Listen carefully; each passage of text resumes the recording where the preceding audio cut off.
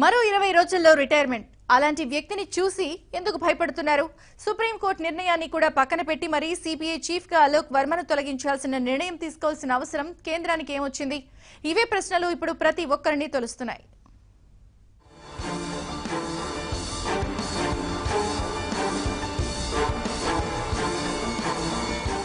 CBI director గా అలోక్ వర్మను తొలగిస్తూ కేంద్రం తీసుకున్న నిర్ణయంపై ఇప్పుడు రాజకీయంగా హాట్ చర్చ జరుగుతోంది.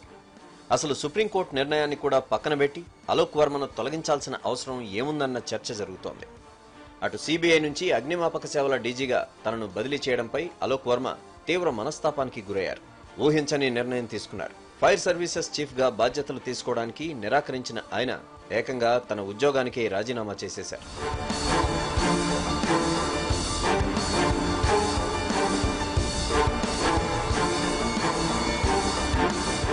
అలోక్ వర్మను బలవంతపు సెలవుపై పంపించడం చెల్లదని, ఆయనను ఆ పదవిలో తిరిగి నియమిస్తూ సుప్రీంకోర్టు ఉత్తర్వులు జారీ చేసిన తర్వాతి రోజే మోదీ నేతృత్వంలోని హైపవర్ కమిటీ ఈ నిర్ణయం తీసుకుంది. సిబిఐ డైరెక్టర్ పదవి నుంచి తొలగిస్తూ మోదీ, జస్టిస్ సిక్రీలు నిర్ణయం తీసుకోగా ఖర్గే వ్యతిరేకించారు. మెజారిటీ నిర్ణయం కనుక అలోక్ వర్మను బదిలీ చేశారు.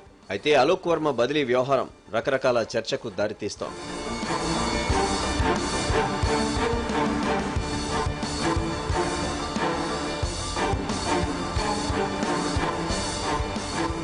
సిబిఐ డైరెక్టర్ స్థాయిలో ఉన్న వ్యక్తిపై అవినీతి ఆరోపణలు వస్తే వాటిపై ఉన్నత స్థాయిలో విచారణ జరిపి నిజానిజాలు తేల్చాల్సిన మోదీ ప్రభుత్వం అలా చేయకుండా బదిలీ ఎందుకు చేసింది?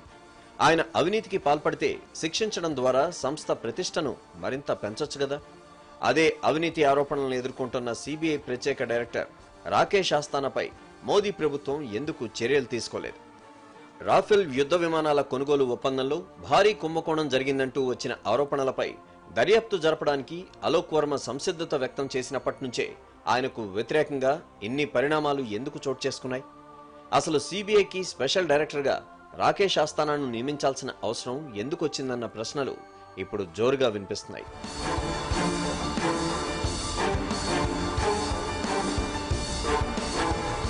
ఈ ప్రశ్నలు అలా ఉండగా జనవరి 31తో అలోక్ వర్మ రిటైర్ అవబోతున్నారు. ఈ 10 రోజులు కూడా సిబిఐ డైరెక్టర్గా కొనసాగించేందుకు మోదీ సర్కార్ ఎందుకు నిరాకరించింది?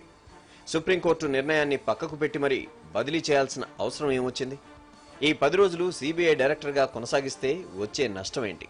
ఈ గ్యాప్లో ఏదైనా జరగచ్చని అనుకున్నారా? ఎందుకు ఆయనంటే అంత భయం అన్న చర్చ ఇప్పుడు జనాల్లోనూ సోషల్ మీడియాలోనూ జోరుగా సాగుతోంది. జనాల్లో వినిపిస్తున్న ఈ ప్రశ్నలన్నింటినీ నివృత్తి చేయాల్సిన బాధ్యత మోదీ ప్రభుత్వానిదేనన్న అభిప్రాయాలు వినిపిస్తున్నాయి.